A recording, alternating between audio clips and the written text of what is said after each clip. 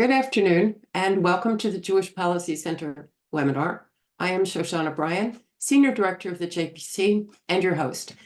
And also, I have cold, so excuse me if I sound froggy. But let's see how far we get. Israel's military operation in Gaza thus far have been largely successful. We've seen hundreds of Hamas terrorists surrendering, and at no point has there been a serious pushback against the IDF advance. Now, as you know, we don't do battlefield news here, but battlefield successes have moved the conversation prematurely to another point, and that is what happens after the war? What happens after the IDF has excised the Hamas military capability and routed the fighters? It's premature because it's like positing post-World War II governance in 1944. The unconditional surrender of Nazi Germany and Imperial Japan were both crucial in creating a stable new system under which the people could live peacefully. We're not there yet. Israel is not there yet. But Washington has a plan. The Biden administration, which has been admirably firm about Israel's right to deal a death blow to Hamas and the way it conducts the operations in Gaza, is determined to restore civil control to the Palestinian Authority and press for its beloved two-state solution.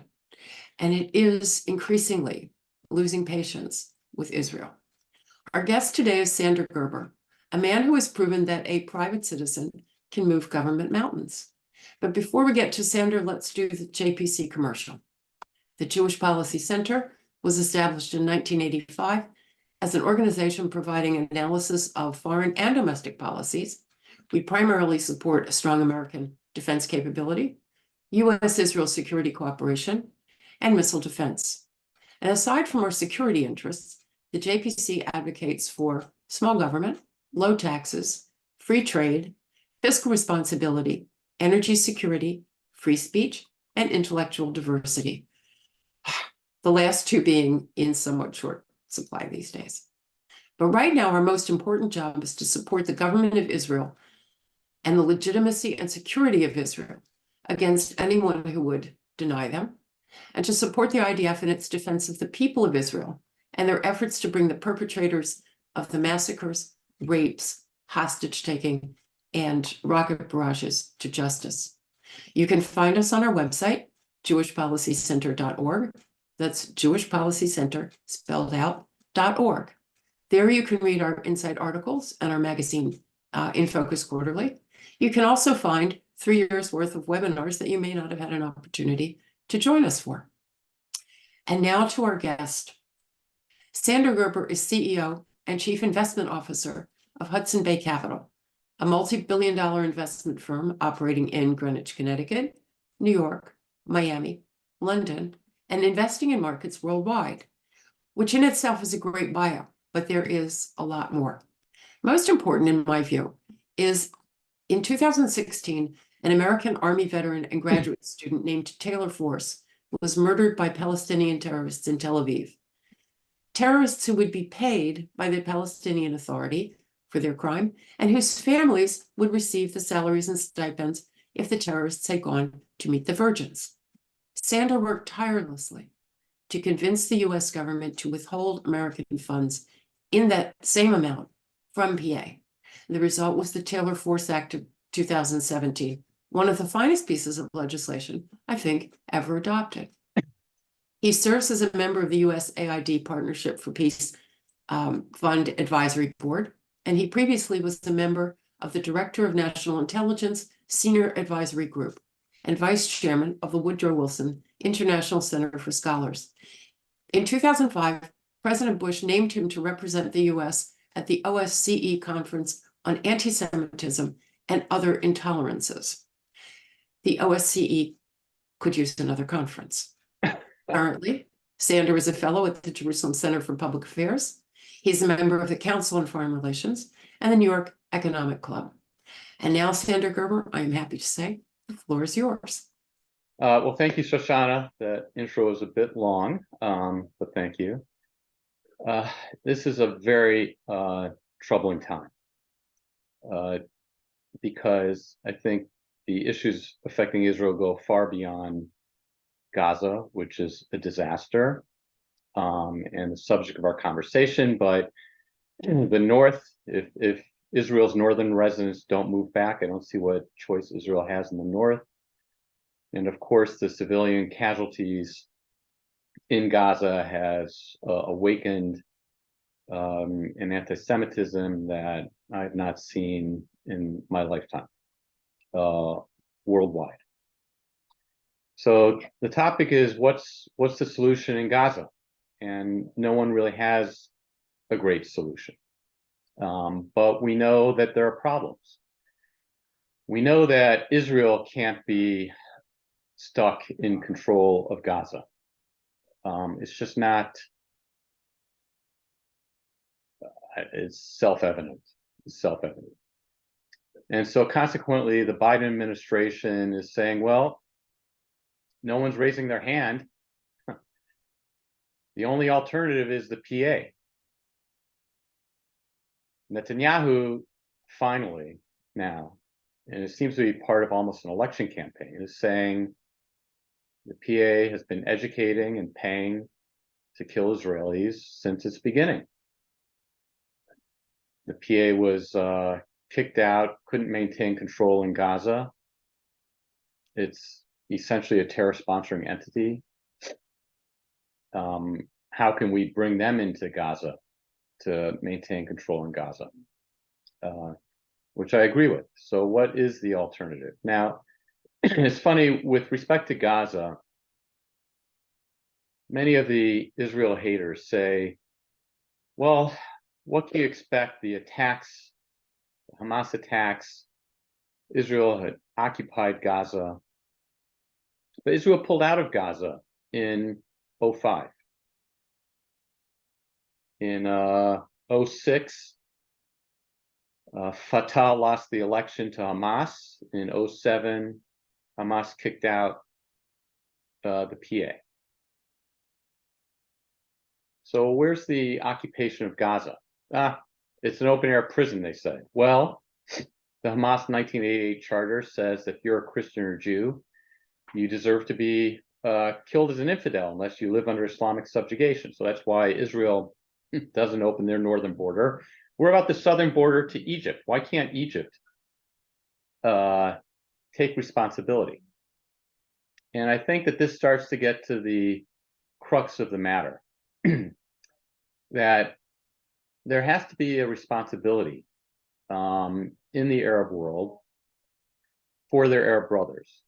Because I've come to the conclusion, and Shoshana, maybe this is something we can talk about more, I've come to the conclusion that the Israeli-Palestinian conflict is a strategic asset to the Iranian axis of resistance. In other words, the self-documentation of the atrocities of October 7th were done on purpose in order to ensure an Israeli invasion, knowing that any Israeli invasion with hundreds of miles of tunnels underneath civilian areas would, by certainty, cause civilian casualties. So I believe that the Hamas attack, which we know was at least in part funded and or trained by Iran or Iranian proxies or meetings in Lebanon, was designed to bring the Israeli-Palestinian conflict to the forefront as a strategic asset, because Iran could not afford to have a new Mideast security architecture which would unite the Abraham Accord countries and the Saudis. It'd be too much of a bulwark against the Iranians.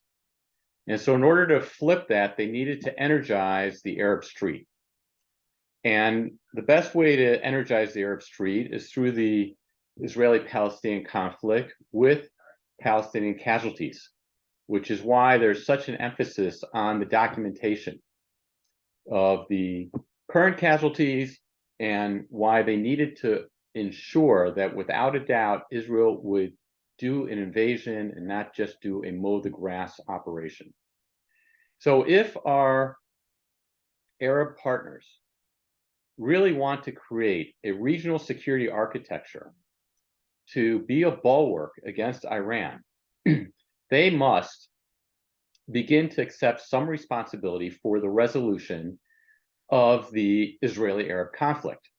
Now, bringing in the PA, which since 2004 codified actual laws that pay terrorists in Israeli prison or the families of killed terrorists, they're paid somewhat over 7% of the Palestinian budget goes to pay these people.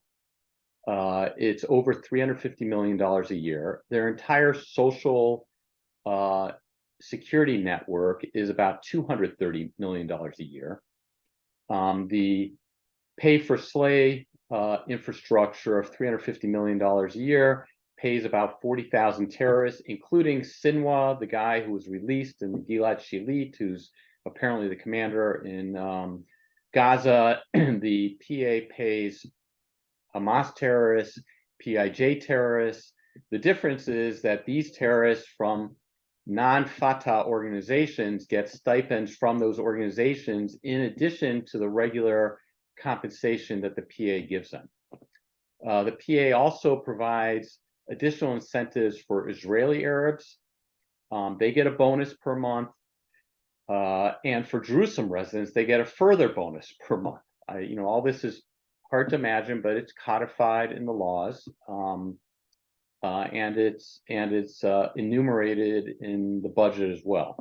So an organization like this is not the organization that's going to help maintain and rebuild Gaza when they haven't even been able to accomplish that in the West Bank. Instead, our Arab partners need to realize that they have a responsibility. Now, no Arab country is going to do it on their own. Jordan is not going to raise their hand. Egypt is not going to raise their hand. UAE is not going to raise their hand. Saudi's not going to raise their hand. Bahrain, the other Abraham Accords, and in a way, why should they?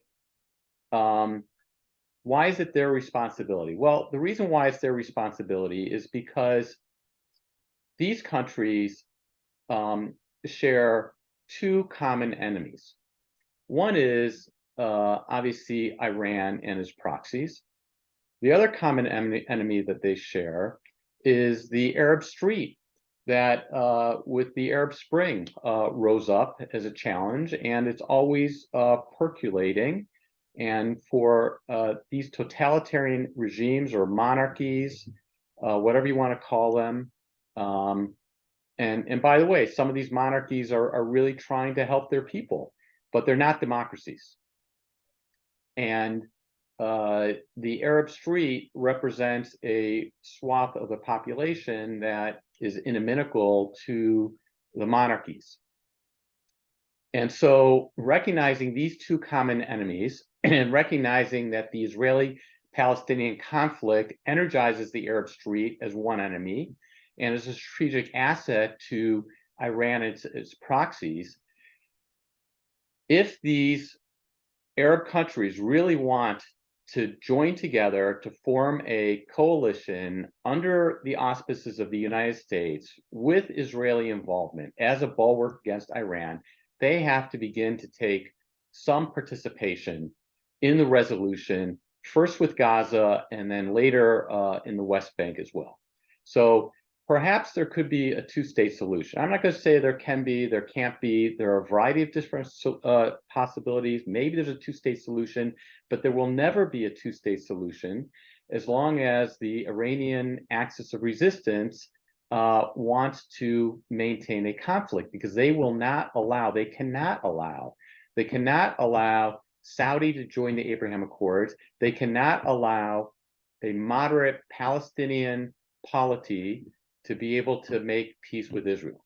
So all the focus that's on the two-state solution by people that are, some are well-meaning, it's all for naught, and instead it pushes the burden onto Israel. And the language of the two-staters is, we must strengthen the PA so they can make peace, and Israel must make concessions in order to strengthen the PA so that there can be a peaceful resolution.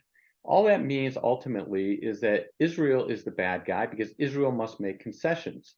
And that is completely, you know, complete misleading of the Western world that there's a chance for two states, because without dealing with the Iranian axis of resistance, there's no way possible that there'll be two states. And so that's why it's really up to our Arab partners to act like allies, to form a coalition. There are certain carrots that we'll have to give them, and we can speak about that, Shoshana, if you want. But there has to be an incentive structure that we provide to them that can give them the strength collectively to come in. They won't be able to take care of the Hamas military infrastructure. Israel will have to take care of the Hamas military infrastructure, God willing, soon. But in terms of the rebuilding authority, in terms of the administration, in terms of some kind of local law and justice or policing organization, for the common citizenry, that has to be done by an Arab coalition. And so I'll turn it over to you, Shoshana, for questions. Xander, thank you. That's a great recap of the situation. So let's talk about some of the things you said, and then we have questions from the audience. Audience members, by the way, send your questions. So you raised the Iranian role, which I think everybody can see as fundamental to the region. But it's interesting that Iran and Hezbollah, the two prime movers, have done very little to support Hamas in Gaza. Hezbollah did a little bit. The Israelis are taking care of that themselves. The Houthis are doing it. They're attacking American ships and they're attacking other people's ships in the Red Sea. Why do you think that the Iranians have actually physically stayed out and Hezbollah has stayed fairly quiet? Are they afraid of facing Israel?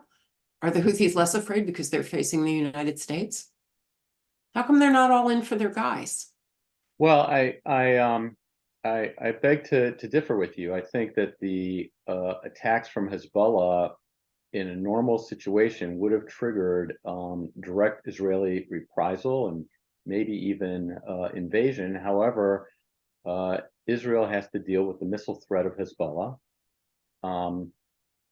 I do believe that there was a coordination, not on timing, but that Hezbollah also was training. There's evidence that Hezbollah was planning an invasion through the north. I believe that they were surprised by the timing on the Hamas invasion, but they were planning to do it as well. I know that Israel is targeting forces in Lebanon, but you're right that it's not been escalated. Now, Iran has always, operated through its proxies, and it's a test to see. I mean, obviously, Iran is no match for U.S. military power. In the United States, I think got to give Biden a lot of credit for moving two carrier groups to the region to serve as a deterrent to Iran and Hezbollah. And I think that there's an evaluation process going on now, what to do. Now, the Houthis, as you mentioned, have been sending in ballistic missiles, which have been intercepted, and there have been attacks on American forces in Iraq and through Syria. And so there has been, but I think that it serves the Iranians right now to let Israel get mired in Gaza, to get world opinion against Israel, to get Israeli forces fatigued. They're not going to be able to destroy Israel just by upping the attacks, but I think that they're trying to be tactical and they're trying to gauge whether or not the U.S. deterrence threat is a real thing. And I think that Israel really has a problem because if the residents of the north don't return, Israel has effectively seceded territory to Hezbollah. And I just don't see how we're going to get to a resolution of that in a peaceful way. I don't see 1701 being enforced. I don't see Hezbollah voluntarily moving back. I think that the invasion in Gaza went probably as Hamas thought it would. Israel apparently has destroyed about 25% of the military capability of Hamas. 75% remains. It's now embedded within an even more tightly packed civilian population in the south, which makes it even more difficult to avoid civilian casualties. So I think we're still in the early stages of this conflict with the Iranian proxies who have shown that they're willing to do something. And the question is, what's the deterrence, and can Israel continue to live with a containment strategy to the north? So apparently the Israeli Defense Minister, Yoav Gallant, said that it will take a couple of more months before Israel will have accomplished its military objectives in Gaza. Do you think the United States will wait that long? And do you think Israel's other enemies will wait that long to start putting more pressure on Israel to operate in their mode rather than the IDF's mode? Well, a recently retired, very senior American official in the Middle East just came over today, and he said that the Biden administration believes that another month of aerial bombardment should be enough, and then after that, Israel will have to go in on the ground to take out the military infrastructure. So the question is, during this 1 month with seawater and aerial bombardment, how much can Israel do to eradicate the Hamas military infrastructure? I think it's going to be very, very, very hard to get rid of it.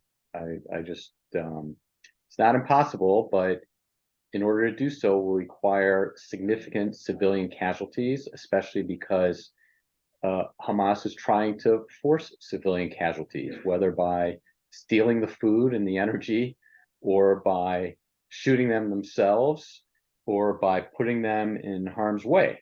So all this plays into the Iran and its proxies, and you see how it's energizing even college campuses, let alone the rallies in Europe throughout the world, that Israel is conducting an ethnic cleansing and genocide, because of course Israel is a genocidal country, and people truly believe that to be the case. Frankly, Shoshana, a lot of that I blame on the Israelis. I think that Netanyahu never addressed that charge. You are conducting ethnic cleansing and genocide. This charge has been going on for decades. The Soviets developed this language in 1970, the KGB, when they wanted to create Israel-Arab as a wedge issue. But certainly for the last decade, there's just been a growth of Abbas in the UN. Israel's conducting a genocide. I've never heard Israel say something like, well, look at life expectancy in the West Bank and Gaza. The Gaza life expectancy before the invasion was 76. That's way above average. If you look at infant mortality, it's way better than averages in the world. So how is there an ethnic cleansing and genocide going on when just by the very population statistics, they're doing better than the rest of the world? How is it possible that a genocide is going on, or ethnic cleansing, when these populations keep growing? How is it possible that an ethnic cleansing or genocide is going on when there's billions of dollars that's been injected by the world community into these geographic areas? It makes absolutely no sense. And so the Israelis would say, well, we don't even have to address this charge because it's so nonsensical. But it's not true.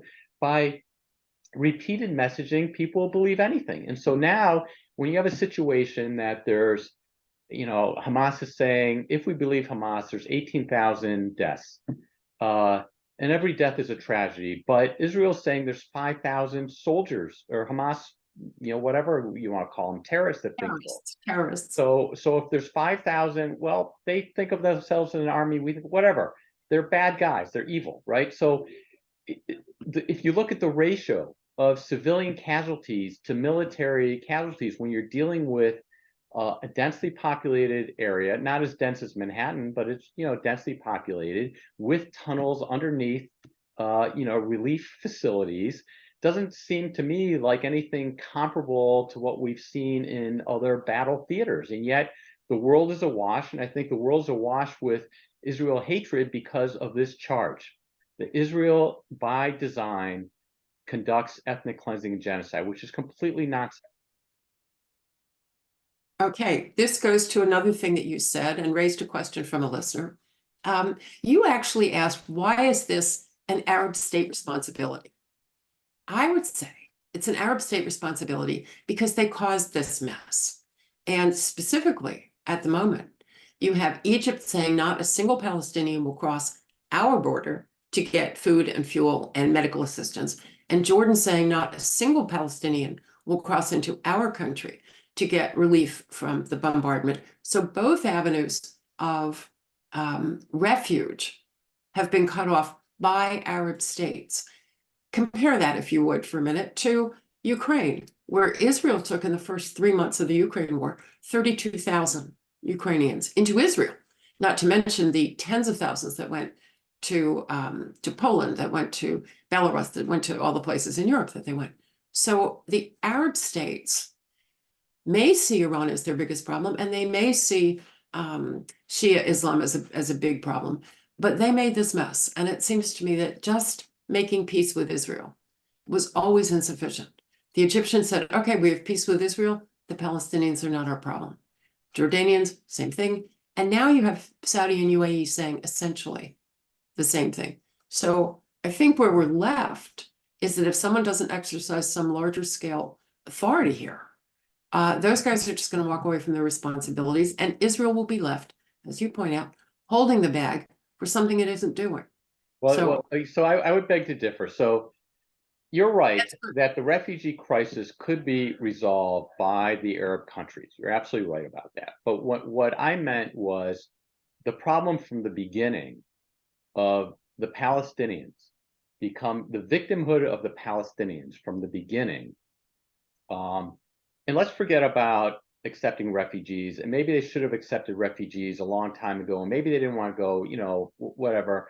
The point is that the West has set up bad leadership for the Palestinians. The West set up the Palestinian Authority. The Palestinian Authority corruption has been stealing the future from the Palestinian people. The Palestinian Authority has been trying to amplify the victimhood of the Palestinians, to create this cause célèbre that creates this dramatic hatred by the Arab street, which is problematic for the Arab states to then, join with Israel when the Palestinian leadership has set up all this, problem. Then to go to Hamas, even though Israel didn't set up Hamas exactly, it was all unfolding from having the PA in power in Gaza, where the people picked Hamas as a relief. And of course, Hamas did come out of the Muslim Brotherhood, and Egypt is responsible for the creation of the Muslim Brotherhood. But the UAE, the Saudis, the Gulfies, they're not responsible for the creation of Hamas. If anything, they told us, don't let Qatar fund Hamas. And as you know, both Israel and the United States asked Qatar to fund Hamas. Now, what most people don't know, and there's this scuttlebutt that, this was the genius of Netanyahu. He wanted to weaken the Palestinians. This is what the Tom Friedman people would say, because the PA and Hamas, if they're fighting against each other, that keeps Israel stronger. So Netanyahu set this up for them to, but that's not what happened. And that's why he told Qatar to fund Hamas. That's not what happened. What happened was, under the Paris Protocols of the Oslo Agreement, Israel is obligated to collect the taxes on utilities that are sent into Gaza and the West Bank. So these are surcharges on electricity, on water. They collect tariffs. All those monies under the Paris Protocols are obligated to go back to the Palestinian Authority. The Palestinian Authority would not give it to Hamas in Gaza. So the Palestinian Authority in the West Bank was keeping the Gazan Palestinian money. So Israel went to Qatar and said, well, okay, you can give money to Hamas. And Qatar was only too willing to give money to Hamas. And the United States said, well, host the Taliban there, host the Hamas guys, because we need a location to be able to speak to them. The point that we did not ask them to do, though, is to have Al Jazeera trying to, radicalize people to hate the West and hate Israel. And that the Qataris really need to be called out for. And what needs to happen as part of this, reconciliation to get the Arabs on board, because they told us, stop Qatar. That was part of the whole split between Saudi and UAE and the other states in Qatar, which was over the funding of Hamas and Al Jazeera. That was the source of the split, and those things were U.S. responsibility. So we need to go to Qatar and tell them, look, we're going to move our air base, and we can move our air base. We can move our air assets. We have the space in Saudi. We have the space in UAE, even in Oman. I've checked with Air Force generals. A lot of people say it can't be done. It's too expensive, blah, blah, blah. But the key with positioning of air assets is that you want to be close enough to the target, but still not directly adjacent to the target. And so these other places are close enough. We need to go to Qatar and tell them, if you don't stop the Al Jazeera hatred, if you don't stop funding Hamas, which I assume they stopped funding Hamas now, we're going to move our air bases and we're going to move our CENTCOM forward base out of Qatar. And I think that should be enough pressure on them. And if not, then we should think twice. But I think that would be the first step to getting our air partners on board to join together for some kind of governance structure in Gaza. So I don't think we disagree at all. The point that I was making was that the Arab states have an earlier responsibility. They were the ones who initially would not let the 1948-49 refugees be resettled. The entire creation of the Palestinian refugee problem, today's Palestinian problem, and their statelessness is a function of Arab states who went to war against Israel in 48, in 67, in 73. All this other stuff came later. So all I'm saying is, at some point, the Arab states, many of the Arab states, happily changed their view. They changed their view. They don't want to be Israel's enemy. UAE is certainly not Israel's enemy today. Neither is Saudi, neither is Kuwait, neither is Bahrain. But left over is that mess they made. And that mess has never been straightened out. So I think what you're talking about, and I completely agree with you, is we have to find a mechanism that brings those guys into the resolution of the problem. They should have been in the resolution of the problem in 1950 when UNRWA was established. It should never have been established the way it was. That's right. Can we turn the clock? That would be a good first step, by the way. You're absolutely right. In fact, again, the West has set up, once you're a refugee for all the generations, and so by definition, your victimhood is generational. It's like your yichus is your victimhood. And another way, the West has labeled them as victims, has given them entitlement to victimhood. It's a disaster. It is a disaster. And I guess if you're born a refugee, it impacts your ability to grow into a human being that's able to contribute in a productive way to society. There's something wrong with doing that to children and to young people. And then you can't expect them to grow into the kind of adults we'd like them to be. So I'm sure you know that every time there was an effort to reform UNRWA, Israel, the Israeli security establishment, would say, don't touch UNRWA. We need UNRWA. Even though UNRWA uses the Palestinian Authority textbooks, and the Palestinian Authority textbooks teach, killing Jews, hatred of Jews, and that's what's used inside UNRWA. There's a lot of go along to get along. And the Israeli government and the American government and the UN institutions and the European Union have all played into this, in my opinion. You mentioned mowing the grass. Mowing the grass is simply a mechanism for cutting off the top problem and leaving the roots where they were. So maybe if we're looking for good news, and I don't know if you know this, but I try to end every webinar with something positive. And maybe we're going to be forced to confront things that are decades old, 75 years old, more than 75 years old, and try to figure out what we did wrong and how we can make it right, if we can make it right. And that's going to require a lot of, what should we say, creative thinking.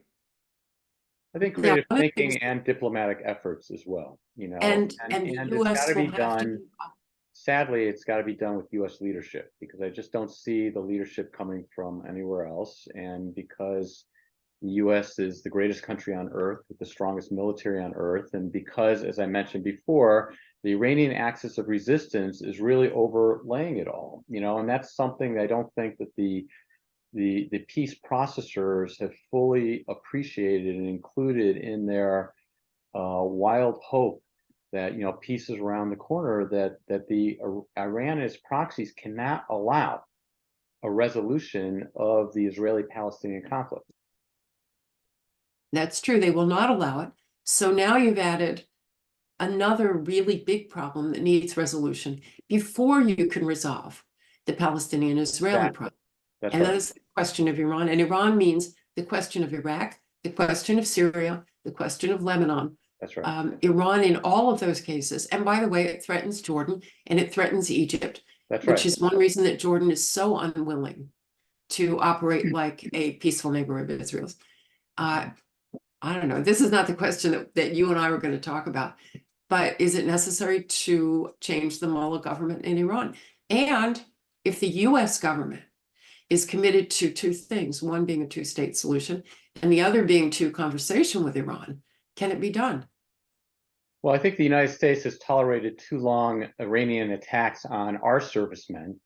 We know Iran has killed our soldiers, and I think that's just cause for United States to say, it's enough from a U.S. interest perspective. But I think that without a recognition that the Israeli-Palestinian conflict is one major part of the Iranian axis of resistance modus operandi, until there's a full recognition of that, we're never going to get to some kind of possible solution. Any solution for Gaza is going to have to take into account not just Hamas, not just the military infrastructure of Hamas, but it's got to take into account that Iran and its proxies do not want a peaceful resolution.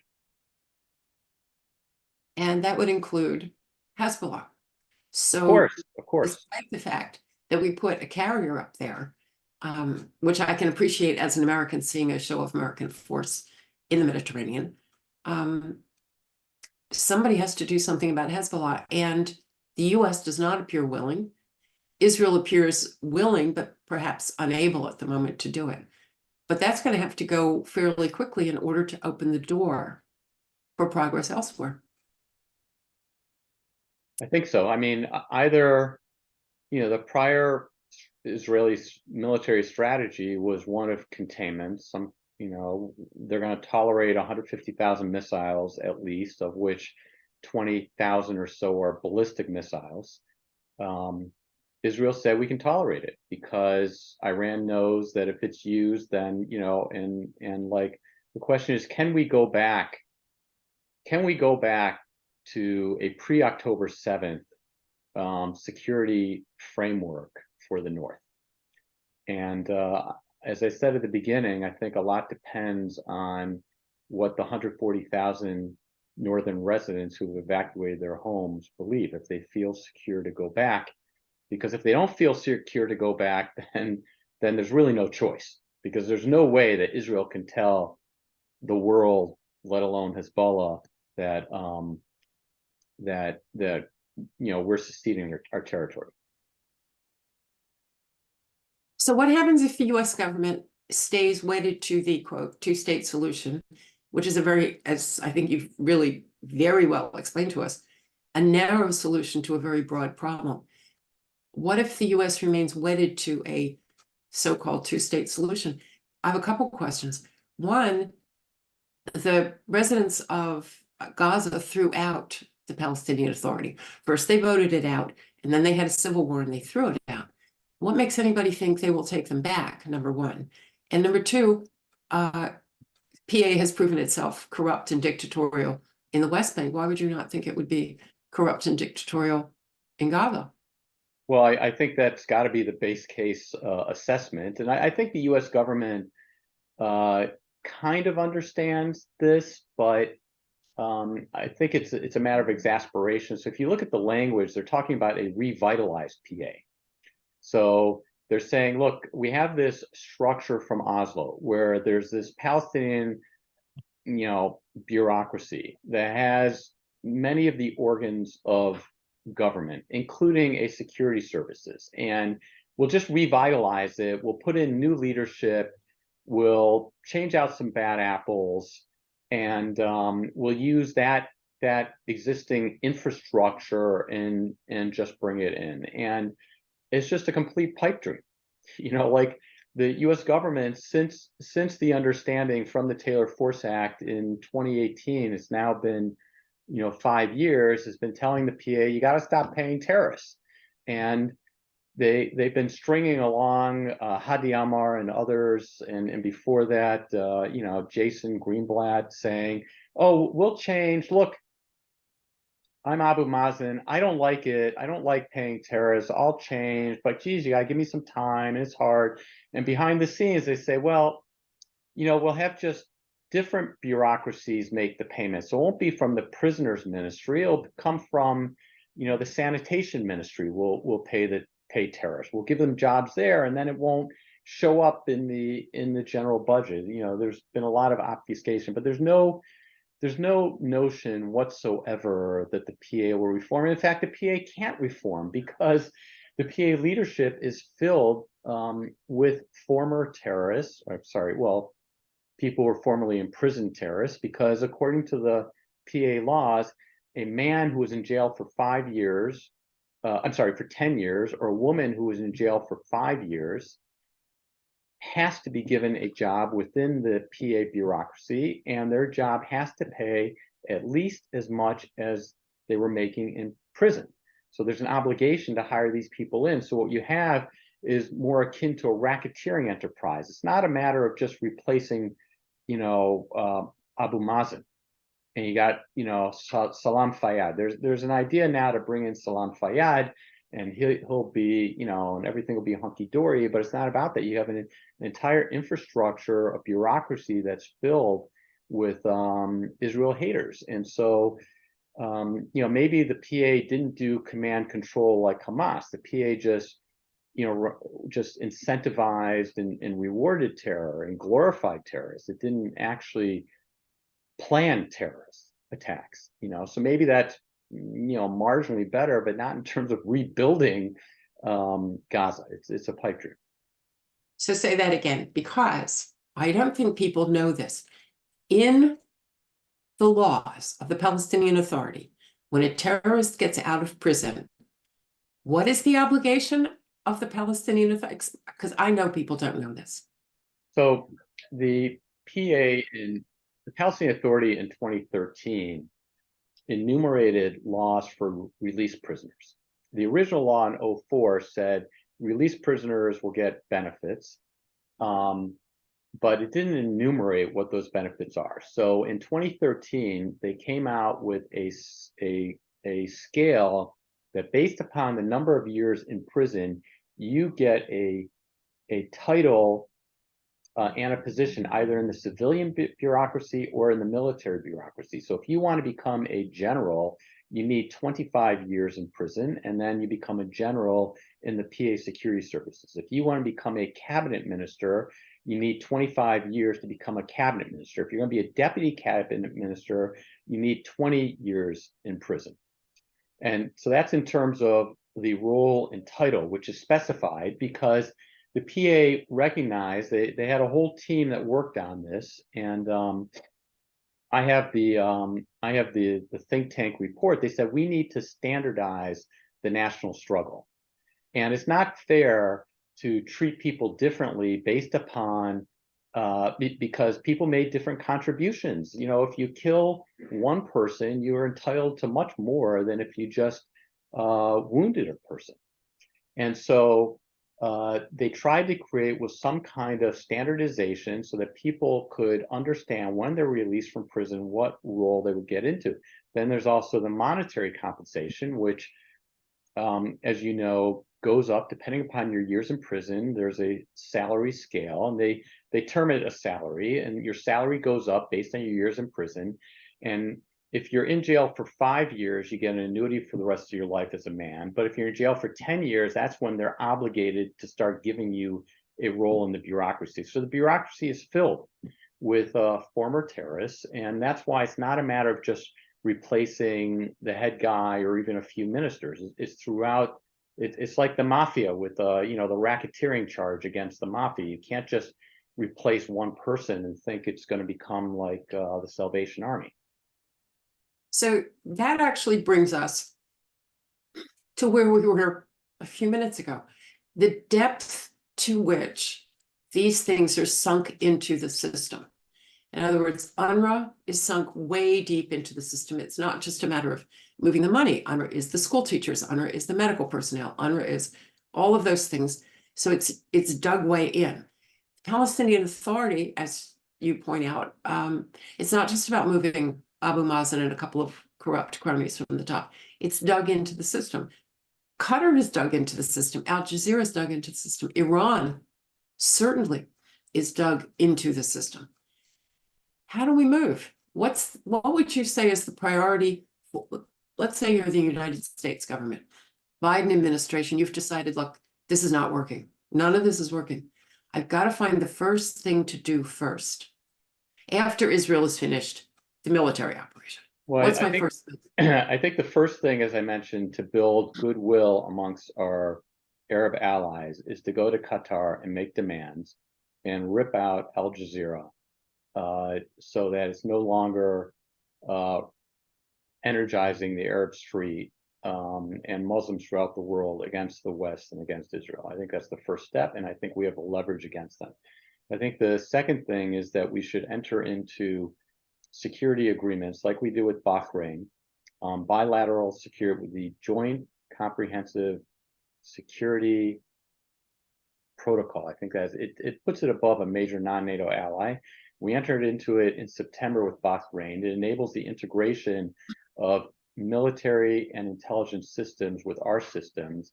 And it's not like a NATO type protection, but it elevates the degree of cooperation as a reassurance for them. I think that we have to make it clear that there's a coalition that's going to take care of the people in Gaza to show the Arab Street. And I think that the United States should host a conference with our Arab allies to have a discussion in terms of how are we going to take care of the people of Gaza. But we have to have as a baseline, it can't be done by Israel and it can't be done by the PA. We have to find a solution. Can't be Israel, can't be the PA. They hate Hamas as much as we hate Hamas. Maybe not as much as Israel hates Hamas, but they hate Hamas. So we have to set the baseline that it can't be Hamas, can't be the PA, it can't be Israel in terms of administering the rebuilding. And presumably cutting off the money from UNRWA? I don't know. Where does that come in the list? So I also agree that UNRWA, and I've written about this, I think that UNRWA should be completely collapsed. There are other UN organizations, but I think as part of this conference should have as part of the discussion of the rebuilding is that we're going to have a collection made of billions of dollars from the Saudis, from the Emiratis, from the United States, from others. This money is going to be for the rebuilding of Gaza. It's going to be administered by Arab coalition partners with the United States. It's all part and parcel. And certainly you're absolutely right. UNRWA has to be replaced in there and should be replaced by this coalition fundraising effort. And this fund should hopefully help to placate to a certain extent the Arab Street to show that the other Arab countries are looking to help the people of Gaza. Okay, so we're coming to the close of our program. It's been enlightening. Really, we haven't gone in quite the direction I thought we would, but this has been extremely enlightening and I appreciate it. So regular listeners know that I like to have a last question, the response to which is positive. I don't see a whole lot positive right at the moment, but as you look longer term, what positive things can you see coming out of this? And is there any possibility that the US will take a leadership role that makes the region safer for our friends? Well, look, it's a disaster, and That's what I thought. I don't see it getting better near term. But if you want to look for a positive, I think it's somewhat similar to the House hearing with the college presidents, where the question was called in terms of the wokeism, the hatred. Let's call the question, is Jewish genocide allowed?